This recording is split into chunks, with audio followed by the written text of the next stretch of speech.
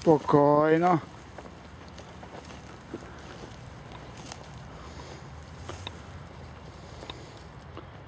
Точно така, спокойно. Стой. Точно така. Спокойно. Браво. Точно така. И тук в такъв момент можем да отведем след някоя и друга десятка секунди кучето настрани. Точно така. Още малко.